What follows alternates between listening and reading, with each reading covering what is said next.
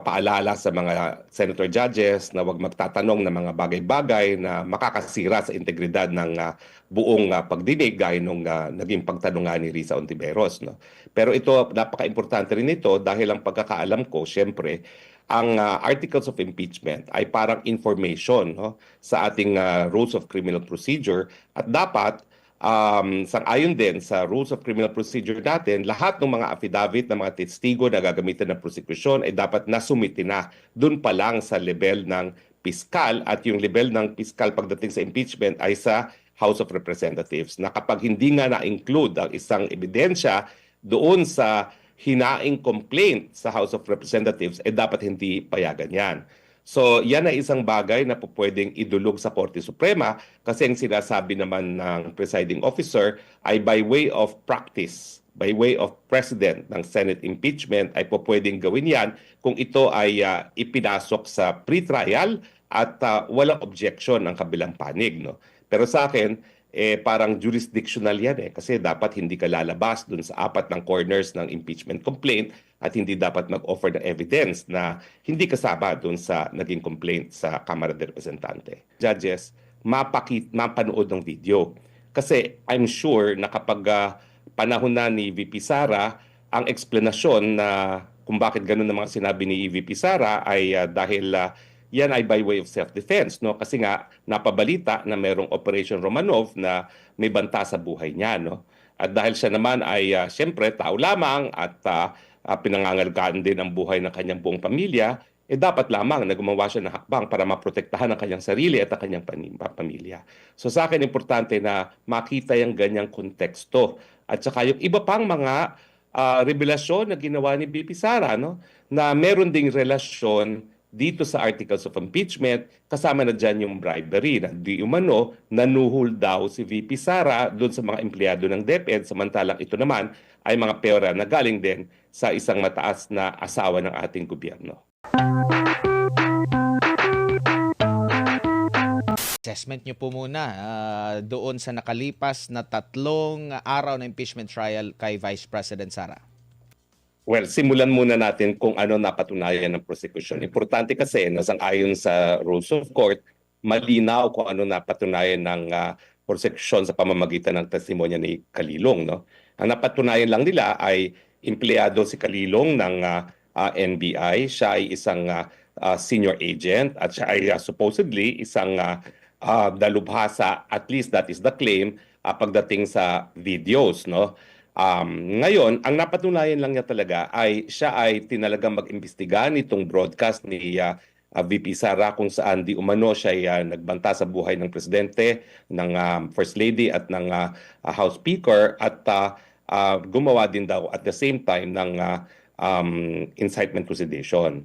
Pero dahil hindi pa authenticated ang video, hindi pa matatanggap ng hukuman yung video mismo kung saan di umano ay sinabi ni VP Sara yung kanyang mga pagbabanta.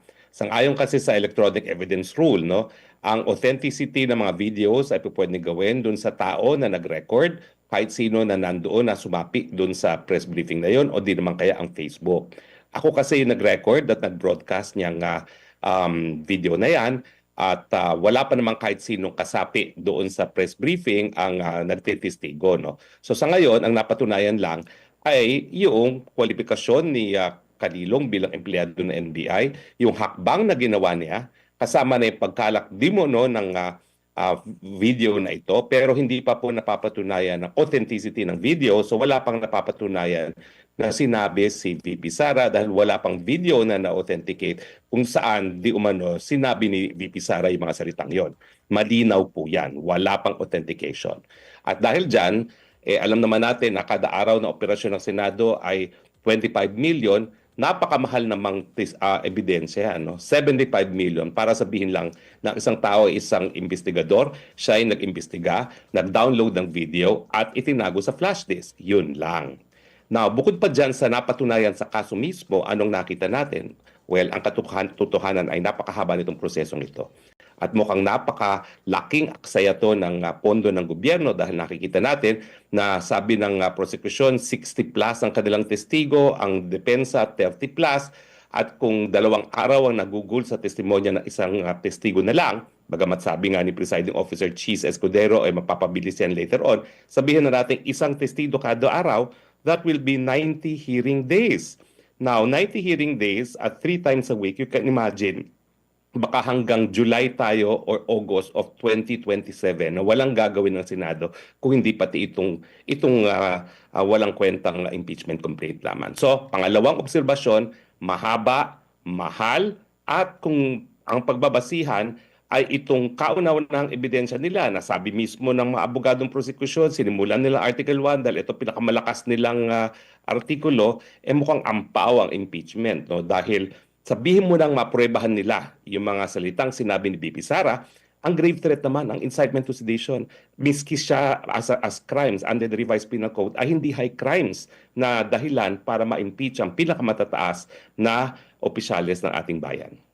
Ito po bang meron po ba kayong opinion? Bakit kaya ito yung kanilang inuna? It's either ito ba yung pinakamalakas nila na tatatak sa tao or dahil ito ang pinakamahina kaya ito yung una nilang inilatag, Article 4? Well, isa pang nangyari dyan, mabuti naman na pagsabihan itong si Riza Ontiveros na mali yung ginawa niya na hinayaan niya magtestigo yung abogado, hindi ang mga testigo, no?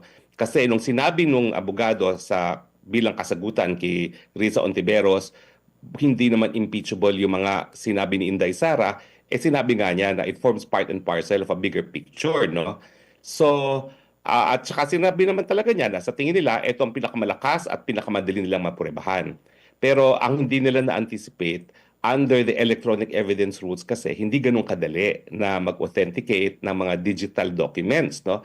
Lalong-lalo na kung ito ay involving internet broadcast kasi meron ding say sa authentication syempre yung intermediary na nag-broadcast niyang video na yan, no? So sa akin, I think they overestimated una yung balor ng grave threats at saka incitement to sedition to the high crimes na po pwedeng maging impeachable officers. Hindi talaga aabot yan sa threshold na high crimes para maging impeachable.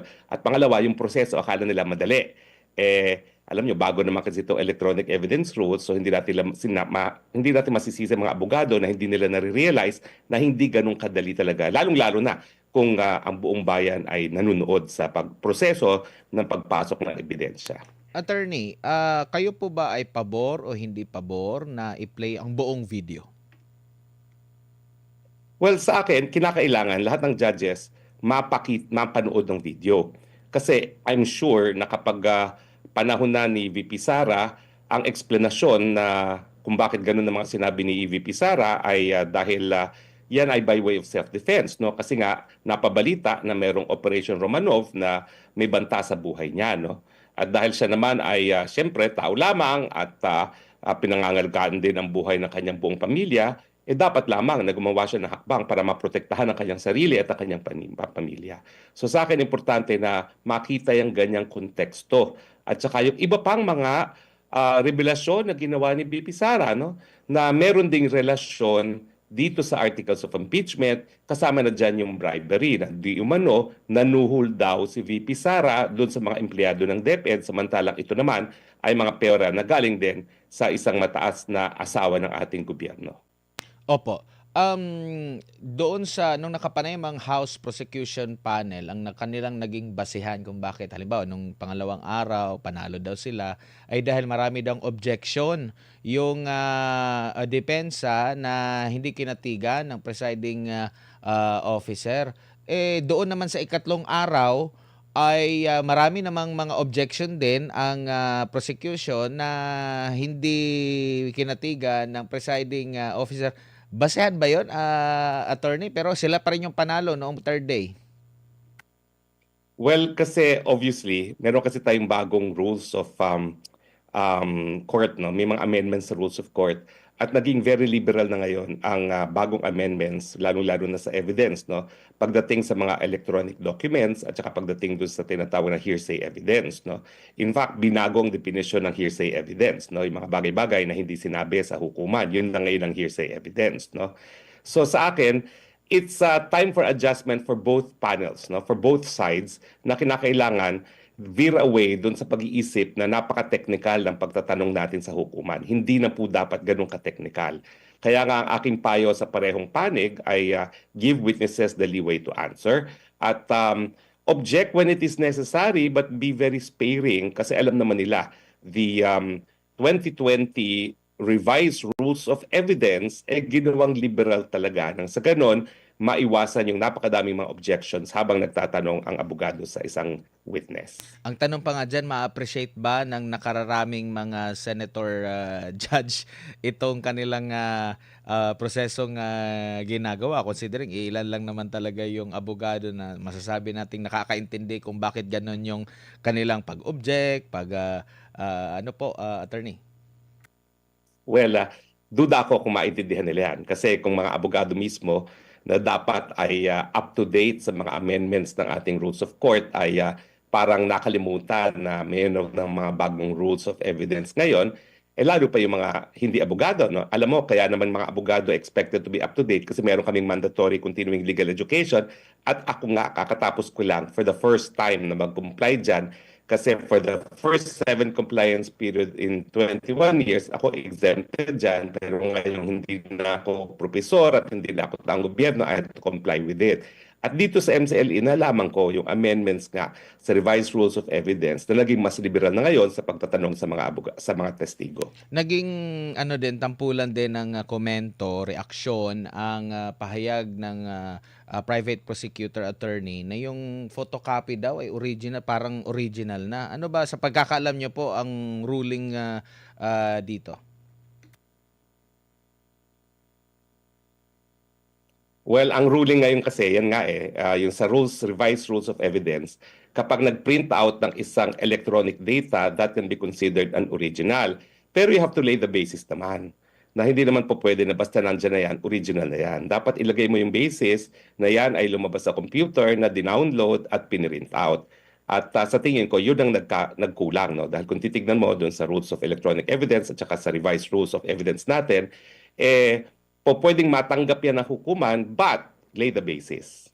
Opo, doon sa unang araw nung inilatag nila po yung witness, parang nag-oppose ang depensa dahil hindi daw kasama itong witness doon sa original na paghahain po ng impeachment complaint, pero hindi naman kinatigan ng presiding judge dahil daw doon sa Enriles versus Sandigan Bayan na ruling. Ano po masasabi niyo po dito kahit hindi ba kasama doon sa original or doon ba sa paghahain ng impeachment dapat kompletos recados na ba kung ikaw maghahain? Well, talaga nakakabahala yung ganyang ruling na yan. Nakalimutan ko sabihin na yan ay napaka-importanting bagay din. No? Kasama dun sa pagpapaalala sa mga senator judges na huwag magtatanong ng mga bagay-bagay na makakasira sa integridad ng buong pagdinig gaya nung naging pagtanong ni Risa Ontiveros. No? Pero ito, napaka-importante rin ito dahil ang pagkakaalam ko, syempre, ang articles of impeachment ay parang information sa ating rules of criminal procedure at dapat sang-ayon din sa rules of criminal procedure natin, lahat ng mga affidavit ng mga testigo na gagamitin ng prosecution ay dapat nasumiti na dun pa lang sa level ng piskal at yung level ng piskal pagdating sa impeachment ay sa House of Representatives na kapag hindi nga na-include ang isang ebidensya doon sa hinaing complaint sa House of Representatives, dapat hindi payagan yan. So yan ay isang bagay na pwedeng idulog sa Korte Suprema kasi ang sinasabi naman ng presiding officer ay by way of practice, by way of precedent ng Senate impeachment ay pwedeng gawin yan kung ito ay ipinasok sa pre-trial at walang objection ng kabilang panig. No? Pero sa akin, parang jurisdictional yan kasi dapat hindi ka lalabas dun sa 4 ng corners ng impeachment complaint at hindi dapat mag-offer ng evidence na hindi kasama dun sa naging complaint sa Kamara de Representante. So diyan ay isang bagay, isang issue of law na dapat idulog siguro sa Korte Suprema. Umamin din po yung witness na hindi niya mismo nakausap yung offended party. No? Marami akong katanungan dito, attorney. Pwede ba na maghain ng reklamo o magkaso kahit hindi yung offended party ang nagrereklamo? And pangalawa, yung affidavit, imbis na affidavit nila, ang in-insert lang doon is yung mga pahayag nila, yung video statement, tsaka yung speech ni Marcos Jr. at ni Romualdez, hindi talaga yung signed affidavit po nila. Ano po yung legal na basehan po dyan? Well, tama ka na kung ito ay talagang ordinaryong criminal case, walang kasong maisasampa dahil walang nagrereklamo. At yan ang problema natin pati dun sa mga kaso ng di umanong mga patayan. Kasi paano naman mag-iimbestiga ang Estado kung walang nagrereklamo, no? So sa akin, kakaiba ito. This is selective prosecution favoring the President, the First Lady, and the House Speaker. Kasi kung ordinaryong tao ang naging biktima ng ganitong banta, walang kaso na maisasampa dahil it is the filing of a criminal complaint in the NBI or the PNP that will trigger yung investigasyon ng mga alagad ng batas. Pero tama ka, this is motu proprio, no? At ang sinasabi nga is, bakit naging motu proprio ito samantalang kung wala namang reklamo yung mga binantaan dahil pare-pareho sila mga personalidad na may kinalaman sa politika at siguro alam nila na kaparte lang yan ng buhay politika, bakit kinakailangan gumastos at ubusin ang panahon ng mga taong gobyerno samantalang napakadaming mga krimen na dapat imbestigahan, lalong-lalo na yung flood control scandal na hanggang ngayon, wala talagang napaparusahan. Natanong din yung pagiging patas ng NBI kasi sa pagkakalam natin ng NBI talagang lahat kinikater niya, no? Mapa taga-gobyerno man, kahit na siguro kritiko ng mga gobyerno, obligado siya na i-cater yung mga reklamo. Pero ang napansin din natin, doon sa side ng offended party, doon nga siya nag-imbestiga, lahat ginawa. Pero doon sa ano, yun din yung kine-question yung sa Operation Romanov ba yun, na parang hindi din gano'n kabigat yung kanilang ginagawang investigasyon ukol dito po, attorney. Ano masasabi niyo po? Well, talaga nakakabahala yan. At sasagutin ko yan sa pamamagitan ng dalawang punto. Unang-una, ginaya kasi natin yung sistema sa Amerika na nagkaroon ng Federal Bureau of Investigation para kung yung mga alagad ng batas ang sinasabing siyang lumabag sa batas, magkakaroon ng patas na investigasyon. Kaya kung mapapansin mo, kahit anong krimen na merong pulis na involved, bukod sa investigasyon ng internal affairs ng kapulisan, NBI talaga ang tumatayong investigador dahil kinakailangan talagang magbigay ng katarungan sa biktima ng mga krimen. No? Pero nakikita natin ngayon ng NBI ay parang nagiging sandata ng Administrasyong Marcos laban sa mga kalaban niya, lalong-lalo na sa mga Duterte. At itong selective prosecution nga na ang banta ay laban kay Presidente, tinuluyan si BP Sara at ginawa pang articles of impeachment, samantalang yung Operation Romanov na sinabi ng isang testigo is in play, hindi man lang inimbestigahan. Samantalang pareho namang pinakamataas na opisyalis ng bayan, ang Presidente at Vice Presidente. At kung merong banta laban sa isa, dapat talaga yan iniimbestigahan, hindi lang ng NBI, pati pa nga ng National Security Council. No? So makikita natin na kung patas ang NBI at kung talagang ang kanyang misyon ay magbigay ng katarungan sa lahat ng biktima ng krimen, dapat alleged threat sa buhay ng Presidente at ng Vice President ang inimbestigahan at kinasuhan kung nararapat. Dito naman po sa magiging oral argument next week, no, kung hihingin ba yung mga resibo, no, yung sa ano nga BIR box, no, relevant pa ba ito, attorney? Matutukoy ba sa mga resibo kung merong unexplained wealth o baka bahagi lang ito ng fishing expedition kasi wala naman silang kopya nito. Pwede ba yan sa korte na doon ka pa mangangalap ng ebidensya o maituturing na ba itong ebidensya considering wala nga silang pagkakaalam kung anong laman noon, nagbabayad nga ng tax, bakit pa iisipin na yan ay mali yung mga unexplained wealth, attorney? Again, ang kasagutan ko ay definition ko ng evidence. Ito yung mga pamamaraan para mapatunayan ang mga paratang sa hukuman. Kung ang paratang ay mayroong unexplained wealth, sa akin, irrelevant immaterial ang tax records kasi hindi mo naman malalaman kung talagang nangurakot yung isang tao sa pamamagitan lamang ng halaga ng buwis na kanyang binayad. Yan po yung unang punto. Kinakailangan talaga magkaroon muna ng ebidensya na nangurakot yung taong gobyerno bago mo sabihin na yung mga tax records niya ay relevant. Dahil kung siya'y nangurakot, dapat mas malaki yung tax na binayad niya. Pero hanggang wala kang ebidensya ng pangungurakot, irrelevant, immaterial yung mga tax records. At yan ang dahilan kung bakit sinasabi ng batas na hindi talaga dapat isinasa publiko yan. In fact, ang tingin ko kung tama ang aking rekoleksyon nung nangyari sa impeachment ni Chief Justice Corona, hindi lang hukuman ang dapat magbigay ng otoridad para yan ay maisa publiko, kinakailangan mismo ang presidente magbigay ng ganyang otoridad. Kung hindi ako nagkakamali sa recollection ko, no? Kasi ang nangyari doon, yung mga SALN at saka mga bank accounts na ilabas ni Ombudsman Conchita Morales. Pero yung mga tax records na ilabas lamang with the permission of then President Noynoy Aquino. Pero yung sinasabi po na pati yung hindi pa siya impeachable official, isinasama po sa hinihiling ng mga dokumento. Pwede ba yon? Or dapat during ano lang? During nung siya ay impeachable official? During sa kanyang pagiging vice presidente? Well, ang theoretical answer siyempre, ang impeachment ay para panagutin lamang ang isang opisyal para sa mga gawain niya habang siya ay opisyal na kung saan siya ay pilit na pinatatanggal. No? So anything na ginawa bago siya maging vice president, irrelevant and immaterial. Kaya nga sabi ko kanina, yung sinabi ni the presiding officer, yung ruling niya, na miski testigo na hindi nabanggit sa complaint o hindi napasaloob sa kahit anong impeachment complaint ay po pwedeng ihain. Kasi kung ganyan ang maging patakaran niya, hindi talaga matatapos itong impeachment nito. Sabihin na natin pwedeng gawin yan. Sabihin na natin in 90 days at one hearing per day at 3 days per week allotted to it, makikita natin napakadami niyan.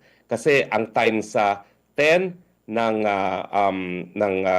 hindi ko alam kasi yung aking math no, mahina ako sa math, no, pero that's 90 witnesses na ipipresenta mo at 3 witnesses per week lamang. So per month it's only 12. So can you imagine kung ilang buwan matatapos yan, no? Hindi lang pala July, August, baka mamaya hanggang Nobyembre, Oktubre, baka nangangampanya na naghihiring pa rin. Unless yan talaga ang kanilang pakay para masira talagang kandidatura ni VP Sara dahil maski hindi pa siya mapatunayan nagkasala as late as November matapos na maghain ng Certificate of Candidacy, naglilitis pa rin sila at patuloy ang proseso na sinisiraan si VP Sara na para bagang analogous na sa ginawa nila kay VP Binay minsan, no, na habang nagkakandidato na siya, patuloy pa rin ang investigasyon at sinisira ang pagkatao ni VP Binay. Ang pagkakaiba lang, wala silang mapakitang ebidensya na nagpayaman talaga si VP Sara. Opo, dito tayo sa isa pang mahalagang issue, attorney, kasi dito sa unang 3 araw, pinanindigan ng presiding officer na si Senador Chis Escudero na 16 lang talaga, no? At along the way, walang nag-object dito at inaprobahan nila yung journal. Merong nag-clarify si Senador Ping Lacson, pero sinabi naman niya na hindi legal opinion, sabi ni Escudero, kundi yun talaga yung ruling nila. Maaari pa bang mabago ito? Case closed na talaga ito, attorney, at hindi na pwede mabago sa sinasabi mong 90 trial days? Hindi. Hindi pa yan nakaukit sa bato. Bakit? Yan ang intention nila nung hinalal nila si Win Gatchalian na wala silang quorum at wala silang 13 nung June 3 na di umanong pagpupulong ng Senado. Nais nilang isulong na kapag ang saligang batas ay tahimik, kung ilan talaga ang basihan ng majority pagdating sa quorum o di kaya yung basihan ng 2/3 pagdating sa finding of conviction, bukas pa rin ang issue kung ano yung basihan ng 2/3. Yan ba ay lahat ng mga senador o lahat ng senador na po pwedeng makaboto? Dahil kung sila ay aminado, nasusunod sila doon sa nakasaad sa saligang batas na all members means 24, dapat hindi nila hinalal si Win Gatchalian noong June 3. O di naman kaya, para pagpapakilala na talagang sinusunod nila ang saligang batas, maski sila ay nakaposisyon na, inimandihan nila uli yung rules nila para nga maka-elect ng iba pang presiding officer other than the Senate President. Yung kanilang pagpipilit na tama ang paghahalal kay Win Gatchalian noong June 3 at tama yung pag-aminda nila ng rules noong June 3 na po pwedeng maghalal ng panibago o hiwalay na presiding officer, nagpapakita na ang Senado may sariling interpretasyon kung ano ibig sabihin ng all members of their Senate. Opo, and meron pong pag-question doon sa pagpapalit ng presiding officer attorney, merong inihain sa Korte Suprema led by Attorney Israelito Torion. Ano naman po yung pananaw nyo po? Kasi yung pagkaka-approve ng mismong pag-amyenda ng impeachment trial, na itanong din ito ni Senador Alan Peter Cayetano. Una, 12 lang sila na nagboto doon, yung June 3, no? So questionable 'yon. Pangalawa, yung mismong pag-amyenda nila, wala daw 1-day notice. 'Yon. Tapos etong pag halal sa kanya bilang ay kine-question ngayon. Ano po yung pananaw niyo po ukol dito? Well, sang-ayon ako kay Senator Cheese na walang kapangyarihan ang Senado na amendahan ang saligang batas. Ang kanilang pag-amenda ng kanilang rules dapat sang-ayon din sa saligang batas. Kung sila ay mag-aamenda ng kanilang rules, kinakailangan sumunod na ito ay aprobado sa pagpupulong ng kanilang Kamara kung kailan merong quorum. At ang quorum nga is majority of all members or 13 and not 12. So sa akin, nagbigay naman ng babala na siya Senator Alan Peter Cayetano, binasa rin ng magkapatid na Cayetano yung probisyon ng Constitutional Commission na hindi dapat magkaroon ng ibang presiding officer kapag ang linilitis ay ibang opisyalis at hindi naman presidente. At sinabi nga nila na kinakailangan merong procedural due process dahil pag hindi sumunod sa nakasaad sa saligang batas, pwedeng mabaliwala lahat ng mga gawain na hindi alinsunod sa ating saligang batas. So the warning has been made, hindi naman sila sumunod. No? Clarify ko lang, attorney, kasi nabanggit mo, sumasang-ayon kayo kay Senator Cheese doon sa pahayag? Yeah, Senator Alan Peter Cayetano, na there was a violation of procedural due process kasi nga kinakailangan sumunod sa saligang batas. At bagamat may kapangyarihan na mag-amenda ng rules ang Senado, kinakailangan yung pag-amenda alinsunod pa rin sa saligang batas na dapat merong quorum at walang quorum noong June 3 nung sila ay nag-amenda ng kanilang rules na pwede maghalal na hiwalay na presiding officer. Parang ang kanila namang paliwanag daw ay 12 sila noong nagboto sila doon sa pag-amyenda. Pero yung pag-approve naman ng journal, which is yun yung special session, ay 13 na sila. Pwede ba yun? Hindi. Kasi ang basehan, hindi yung approval of journal, kundi yung botohan mismo. Kasi ang Senado is a plenary, no? It functions as a plenary chamber. Ibig sabihin, gumagalaw sila bilang isang institusyon lamang. At para sila ay magkaroon ng official business, kapangyarihan na mag-conduct ng official business, dapat merong quorum. At ang quorum nga is 12 plus 1. Opo. Now ngayon, kasi nga, kine-question itong pagiging presiding officer ni Cheese. Pero kung mababasa mo naman yung mga komento ng ating mga kababayan, kung pagpipiliin doon sa dalawa, parang mas pabor na ang mag-preside itong si Senator Cheese compare kay Senador Win. Ano po masasabi niyo po? Nakikita niyo po ba na magagampanan ni Senador Win ang pagiging presiding officer sakali man na i-declare na hindi yun constitutional? Well, sa akin nga nakakahiya. Nakakahiya kasi pinapatunayan ni Win Gatchalian na kada araw na umuupo siya katabi ni Senator Escudero ay siya'y naghangad ng isang posisyon na hindi naman niya kaya ang katungkulan. Nung siya'y naghangad na maging Senate President at wala naman na pumilit sa kanya na maging Senate President, dapat sinigurado niya na kaya niyang gampanan ang lahat ng katungkulan ng Senate President. Kasama na yung pagiging presiding officer kapag ang linilitis ay hindi Presidente ng Pilipinas. So nakikita natin na kada araw na nakaupo siya doon, na mayroon at parang flower vase, meron din talaga siyang, kumbaga, yung pagnanais lamang ng magkaroon ng kapangyarihan na alam naman niya na hindi niya magagampanan. Ibig sabihin, paghangad sa kapangyarihan na walang responsibilidad. Huli na lang, attorney.